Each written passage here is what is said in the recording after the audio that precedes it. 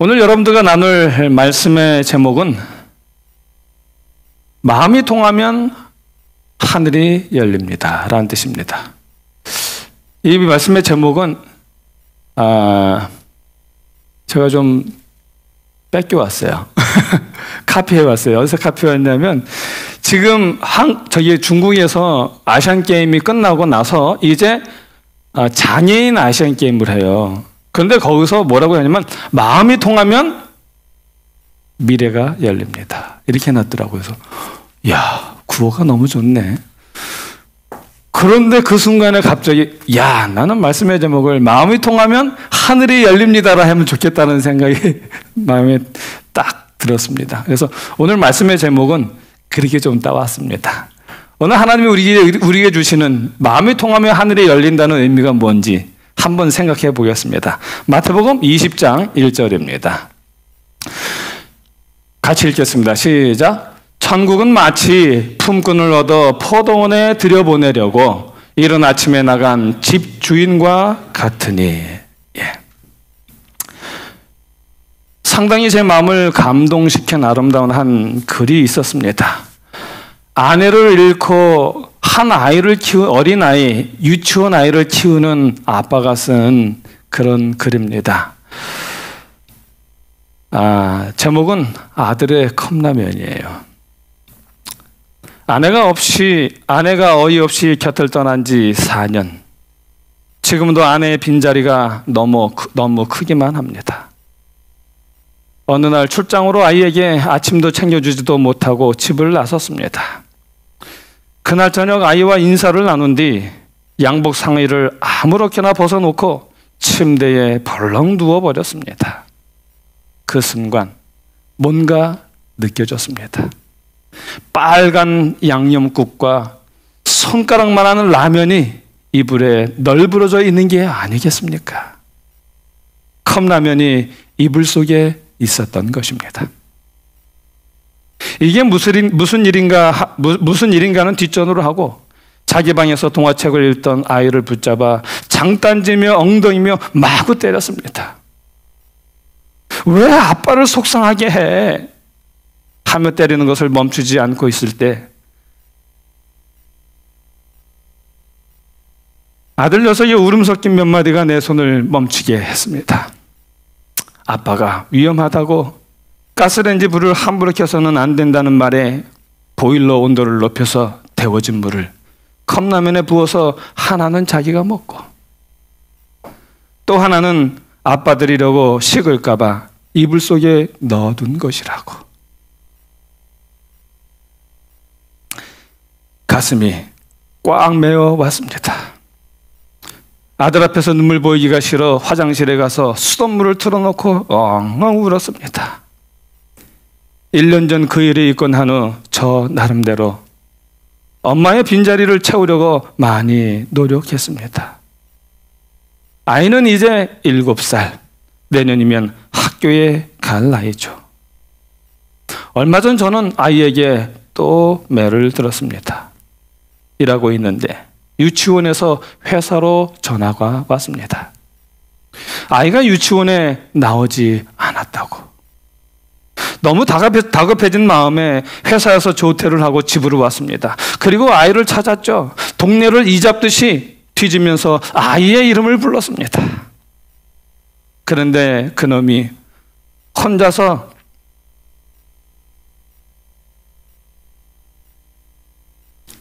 놀이터에서 놀고 있더라고요. 집으로 데리고 와서 화가 나서 마구 때렸습니다. 하지만 단 한 차례도 변명을 하지 않고 잘못했다고 빌기만 하더군요.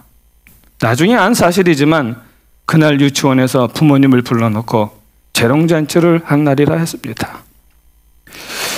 그 일이 있고 며칠 후 아이는 유치원에서 글자를 배웠다며 하루 종일 자기 방에서 꼼짝도 하지 않은 채 글을 써대고 있었습니다.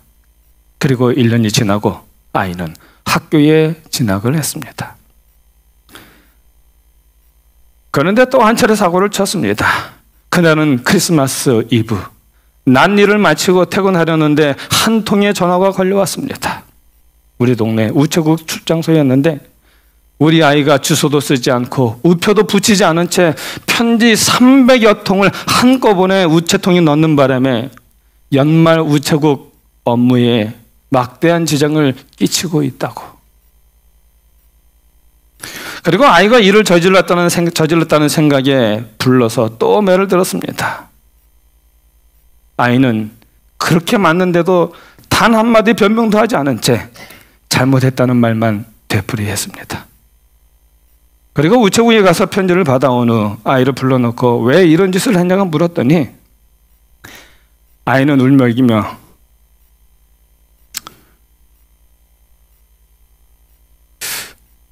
죄송합니다. 오늘 왜 이렇게 그런지 모르겠네.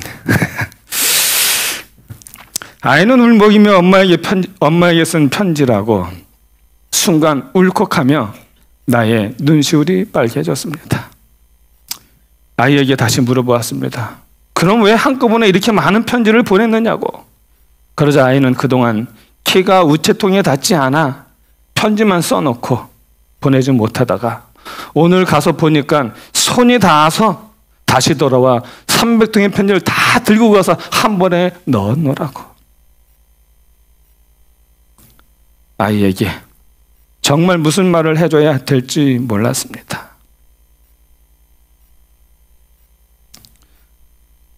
그리고 아이에게 엄마는 하늘나라에 계신다고 말하고 다음부터는 편지를 적어서 태워버리면 엄마가 볼 수 있다고 말하고 밖으로 편지를 들고 나간 뒤 태우려고 라이터로 불을 켰습니다. 그러다 문득 무슨 내용인지 궁금해서 하나의 편지를 들었습니다.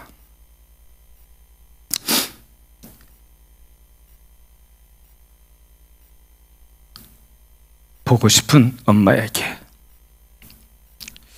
엄마, 지난주에 우리 유치원에서 재롱잔치 했어. 그런데 난 엄마가 없어서 가지 않았어.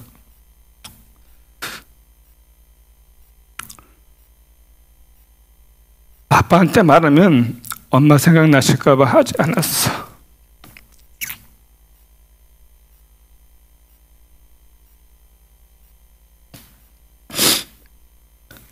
아빠가 날 막 찾는 소리에 그냥 혼자서 재미있게 노는 척 했어.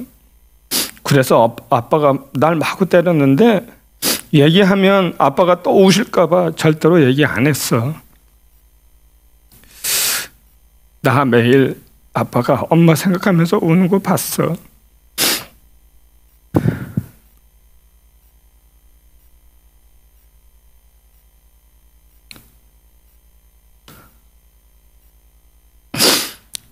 근데 나는 이제 엄마 생각이 안 나. 아니, 엄마 얼굴이 기억이 안 나. 보고 싶은 사람 사진을 가슴에 품고 자면 그 사람이 꿈에 나타난다고 아빠가 그랬어. 그러니까 엄마도 내 꿈에 한 번만 나타나줘. 그렇게 해줄 수 있지? 딱 한 번만이라도 좋아. 약속해야 돼, 엄마.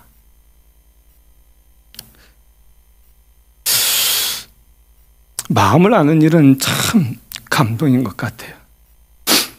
마음을 알면 감동과 함께 마음속에 밀려오는 행복이 있습니다.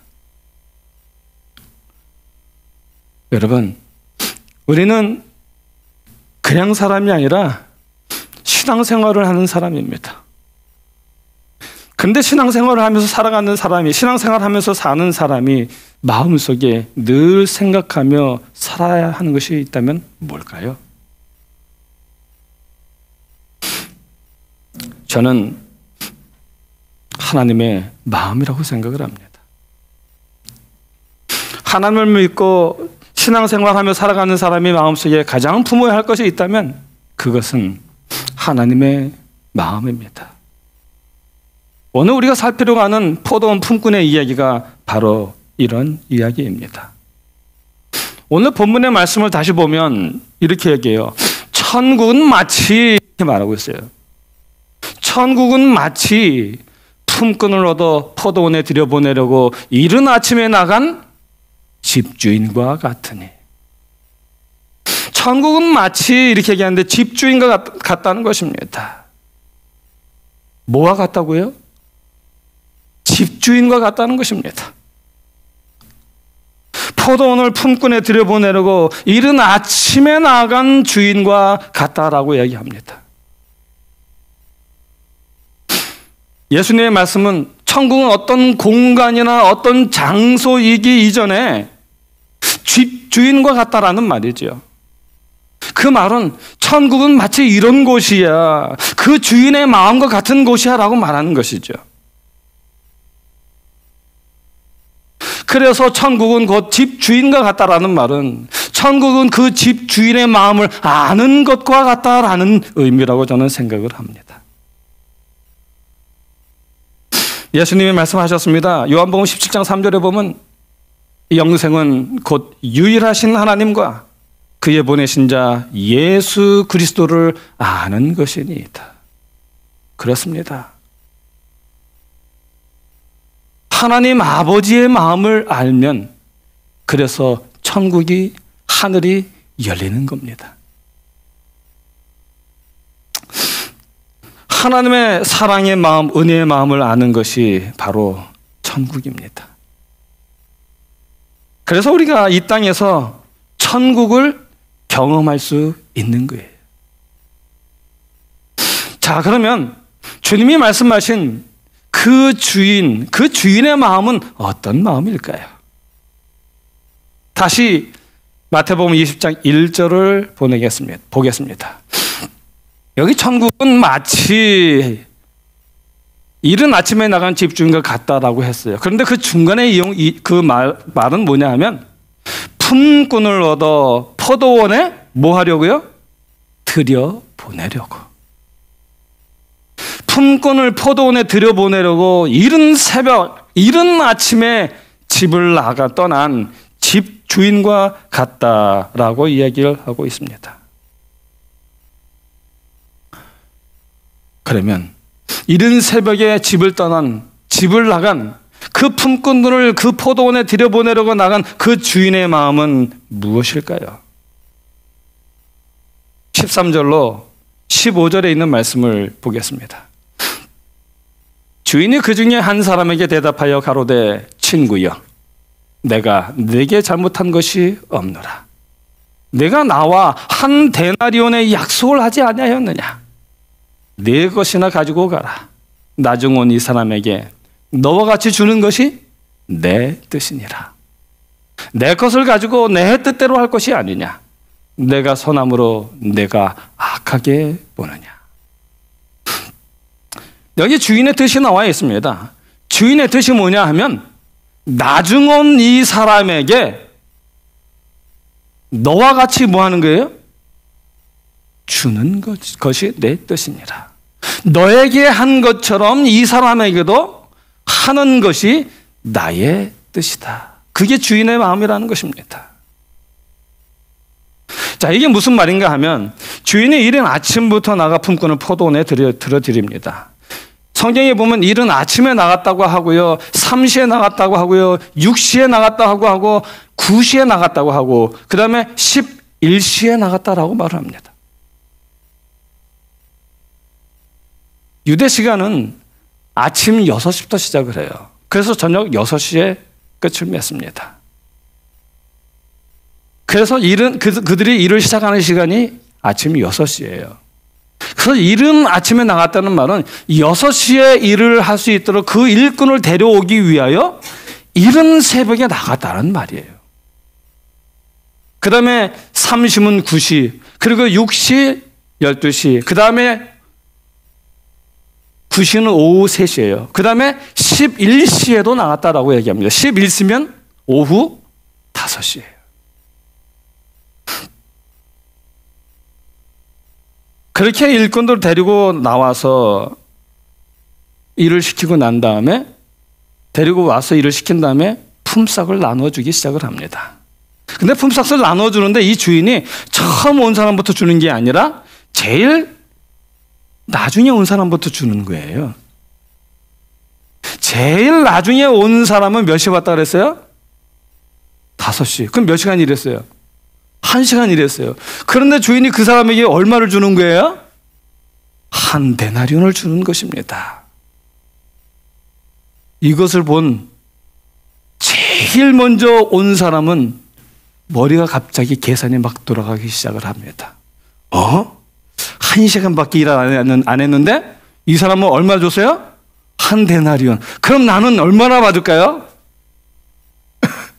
저 1시간 했는데 나는 몇 시간 했어요? 6시부터 6시간, 12시간 했잖아요. 그러면 마음속으로 계산하기를 나는 12데나리온 받겠네. 막 계산하기 시작을 해요. 그런데 내 생각대로 받을 수 있나요? 약속은 한 데나리온 했는 걸. 그러니까 마음속으로 이 생각 저 생각 막 한참 계산하다가 머리가 너무 복잡해. 얼마나 받을지 생각을 하다 보니까 머리가 복잡해. 그런데 하나 너무 행복해요. 왜요? 최소한 나는 저 사람보다는 뭐 하겠지? 많이 받겠지 라고 생각을 한 겁니다. 그런데 자기 차례가 되어서 주인에게 나갔는데 주인이 얼마를 줍니까? 한 데나리온을 주는 거예요. 그러니까 이 새벽에 일찍 온 그 사람들이 하는 말이 뭐라고 했냐면 이렇게 말을 해요. 아니 주인님, 하루 종일 땡볕에서 수고한 저희를 저 사람과 동일하게 대우하는 것이 합당합니까? 라며 원망을 한 겁니다. 그랬더니 주인이 뭐라고 말을 해요? 내가 나와 얼마의 약속을 하지 않았느냐? 한 데나리온의 약속을 하지 않았느냐? 아니요, 내가 내 것을 가지고 내 선한 뜻을 따라 내가 그것을 쓰는데, 그것을 주는데 내가 선함으로 내가 나를 악하다고 말을 하느냐라고 주인이 대답을 하는 것입니다. 여기 주인의 뜻은 뭐예요? 내가 나중 온 이 사람들에게도 너에게 주는 것처럼, 너를 대우하는 것처럼 이 사람들도 내가 뭐 하는 게 내 뜻이라고요? 너와 동일하게 대우하는 것이 나의 뜻이니라 라고 말씀하십니다. 주인은 왜 그렇게 말을 했을까요? 그것을 알려면 품꾼에 대해서 알아야 합니다. 당시 품꾼은요, 그 피라미드 그 계층 구조의 사회 구조에서요, 제일 밑바닥을 차지하던 최하층입니다. 당시 종들도 있었어요. 그러나 종들은 자유가 없는 종이지만 차라리 부유층의 종이 되어서 먹고 자는 것은 걱정이 없었어요. 그러나 이 품꾼들은 자유는 있지만 먹고 자는 것이 늘 걱정인 사람들이에요. 그래서 그들의 삶을 보면서 자유는 있지만 실제로는 노예보다도 못한 삶을 살아가는 그런 사람들이었습니다. 품꾼들은 하루 종일 허리가 부러지도록 일해봤자 버는 것이 겨우 뭐예요? 한 데나리온이에요. 그 데나리온의 가치는 4인 가족 중심으로 겨우 풀칠할 정도의 값어치밖에 안 돼요. 그래서 이 품꾼은 자유는 있지만 하루 벌어 하루 살아가는 하루살이와 같은 불쌍한 사람들이었습니다. 그래서 만약 그들이 하루를 벌지 못하면 그들의 가족은 하루를 뭐 해야 돼요? 굶어야 돼요. 그러니 하루 종일 그 사람들 데려가는 거기를 뭐라 그러죠? 아무튼 그 사람을 데려가는 그 장소, 우리 요새 홈디포트가 있는데 거기에 하루 종일 서 있는 사람의 심정이 어떻겠습니까?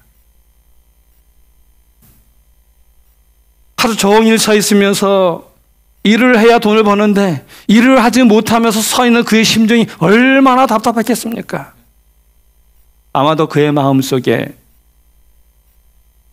배가 고파서 우는 아이들이 생각났을지 모릅니다.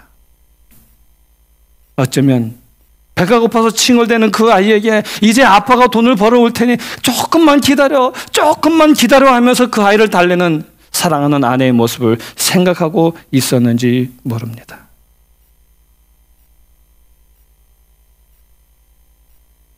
그러므로 이미 일할 기회가 없음을 알고도 5시까지 서 있던 그 사람들은요, 일을 기대해서 서 있던 것이 아니라 가족들의 배고픔을 봐야 하는 슬픔 때문에 돌아갈 수 없어서 그 자리에 서 있었던 것입니다. 아마도 그 자리에서 차마 자식에게 보여줄 수 없는 눈물을 흘리고 있었는지도 모릅니다. 그래서 그는 그 자리에 서서 배워하고 있었지만 그의 눈가에서는 눈물이 흐르고 있었던 것입니다. 이것을 아는 주인은 품꾼 한 명이라도 더 그 포도원에 들여보내려고 그렇게 그 사람들에게 한 데나리온씩 나눠주려고 그렇게 애를 썼던 것입니다. 그래서 주인은 품꾼을 데려오도록 청지기를 시켜서 데려올 수 있었지만 본인이 직접 나서서 그 품꾼들을 데려온 것입니다. 왜요? 왜 그랬을까요? 주인은 건강해서 일을 잘할 수 있는, 그래서 누구에게든지 잘 불려갈 수 있는 품꾼을 찾으러 온 것이 아니라 아무도 불러주지 않는 그런 품꾼을 찾으러 그가 나갔던 것입니다. 그러려면 청지기를 보내는 것이 아니라 자기가 나가야 했던 것입니다. 즉 주인은 일꾼이 필요해서 품꾼을 찾으러 간 것이 아니라 사랑과 자비와 긍휼이 필요한 사람들에게 그것을 나눠주기 위하여 그 사람들을 찾아 나섰던 것입니다. 그 모습을 6절로 7절에 이렇게 잘 묘사하고 있습니다. 제 11시에도 나가보니 섰는 사람들이 또 있는지라. 7절 가로되 너희는 어찌하여 종일토록 놀고 여기 섰느냐. 가로되 우리를 품꾼으로 쓰는 이가 없음이니이다. 가로되 너희도 포도원에 들어가라. 여러분, 아니 왜 11시, 11시, 오후 5시까지 왜 거기 서 있었겠어요? 누가 봐도 일꾼으로 쓰기에 부족하니까 거기 서 있었죠. 불러주는 이가 없으니까 거기 서 있었던 거죠. 그럼 주인이 이 사실을 몰랐을까요? 주인이 그 사실을 알았습니다.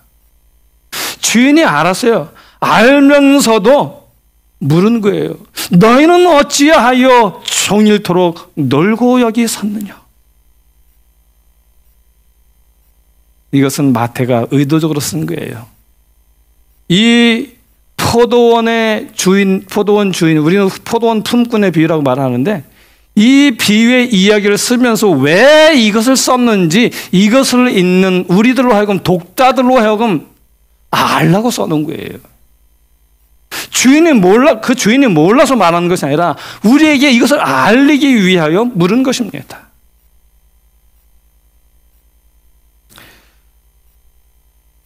주인은 이렇게 품꾼들의 형편을 알고 한 명이라도 자기의 긍휼을 더 나눠주기 위해서 아무도 불러주지 않는 그런 품꾼들만 불렀던 것입니다.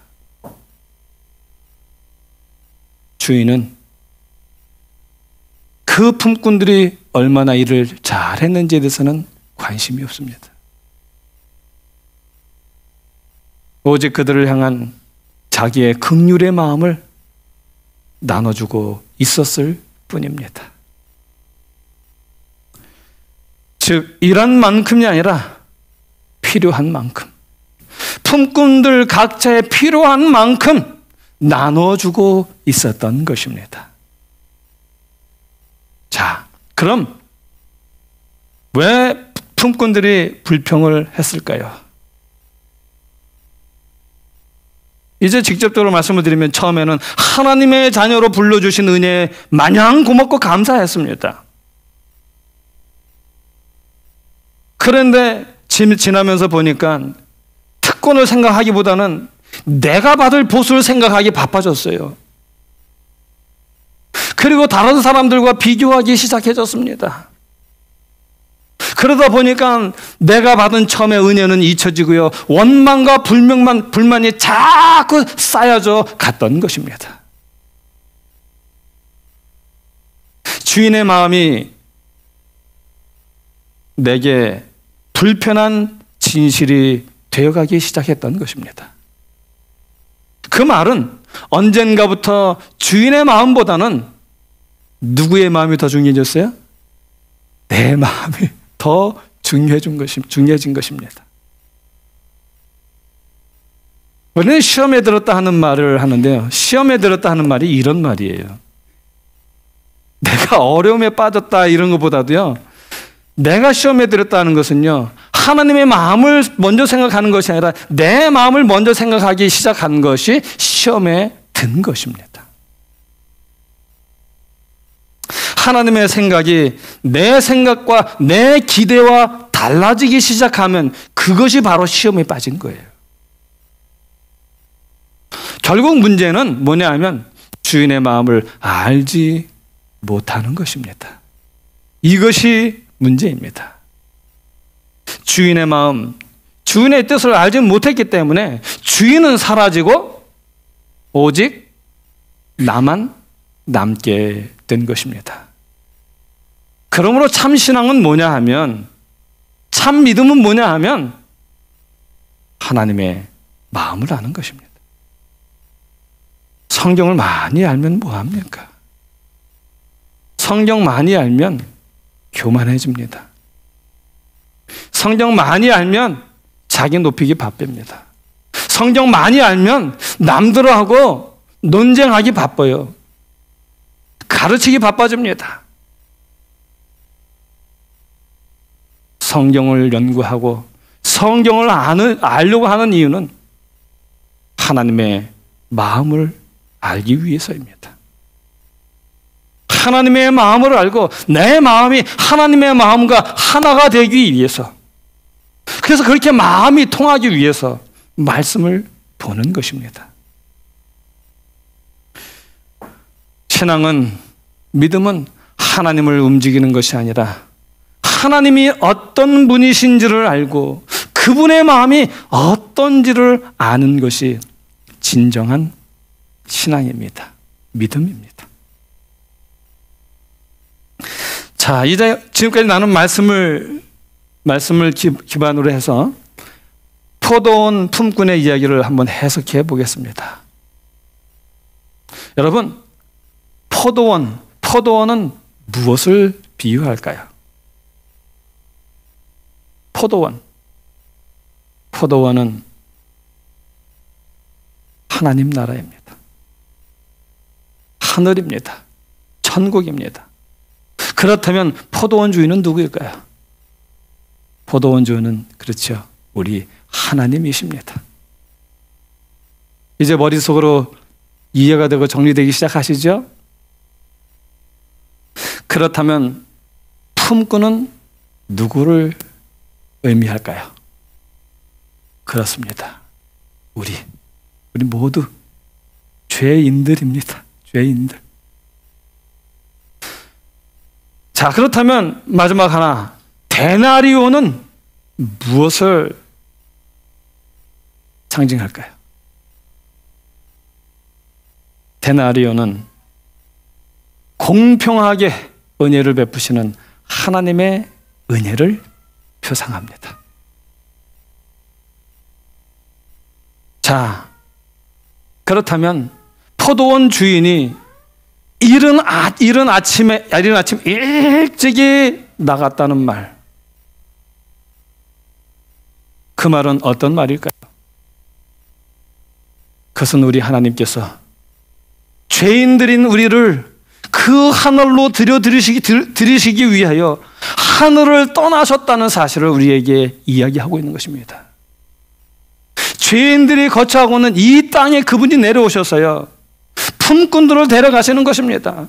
품꾼을 데려가시는데 자기 밑에 있는 청지기를 통해서 하는 게 아니라 그분이 일일이 찾아다니면서 한 사람 한 사람을 다 데려가셨다는 사실을 이야기하고 있습니다.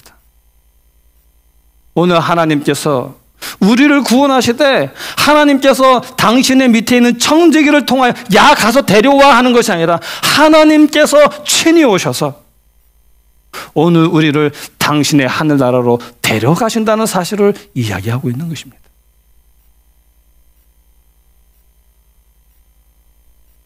그 이야기가 잃은 양을 찾아 나선 목자의 비유에서도 우리는 알 수 있고요. 그 다음에 또 잃은 동전을 찾느라 온 집안을 다 헤집은 여주인의 마음을 통해서도 우리가 알 수 있습니다. 그러므로 그 주인의 마음은 죄인을 구원하기 위하여 이 땅에 오시고 한 사람 한 사람을 찾아다니시는 예수 그리스도의 놀라운 사랑과 은혜, 그분의 마음을 보여주고 있는 것입니다.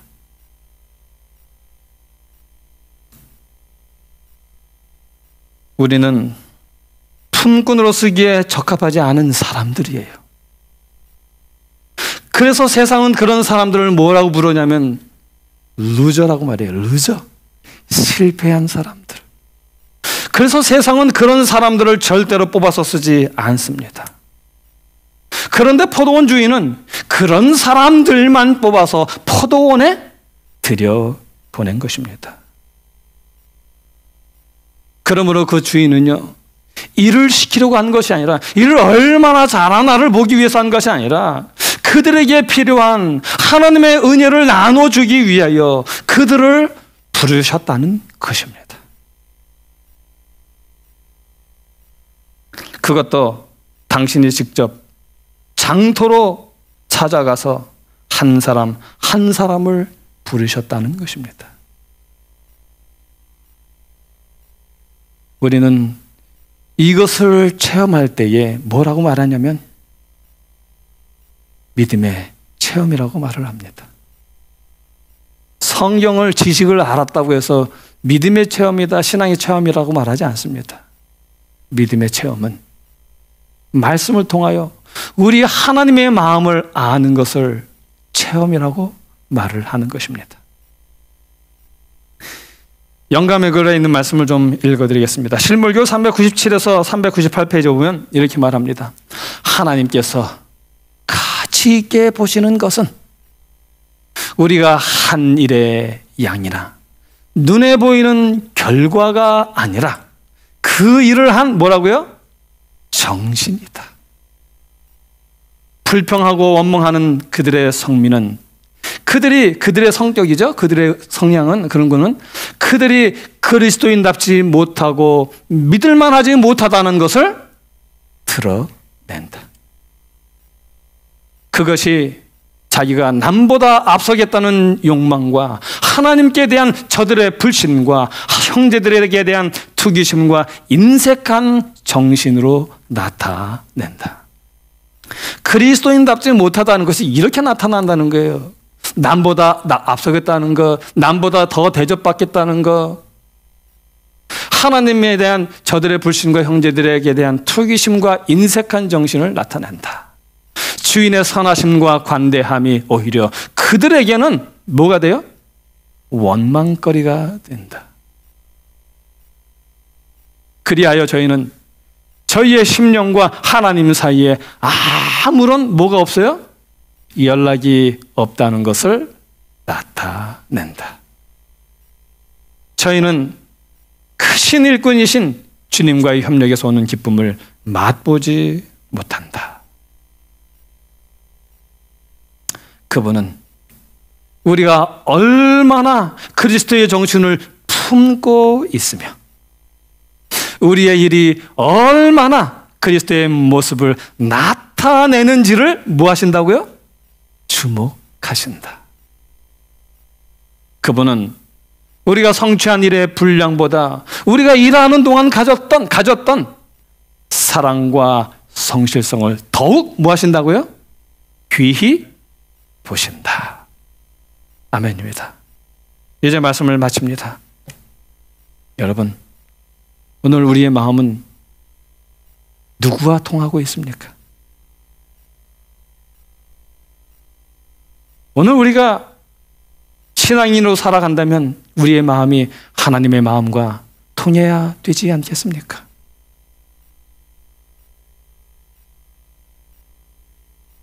아무도 돌아보지 아니하는 쓸모없는 일꾼, 죄인을 돌아보시는 우리 하나님을 바라보는 그 마음을 가지고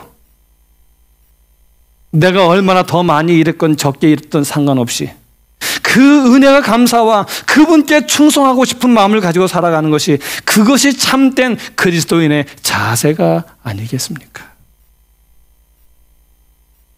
아무쪼록 기억하시기 바랍니다. 우리의 마음이 하나님의 마음과 뭐하면?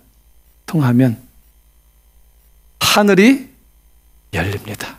아무쪼록 하나님께서 우리에게 하늘 문을 활짝 열어주시기를 간절히 소원하면서 오늘의 말씀을 줄이겠습니다.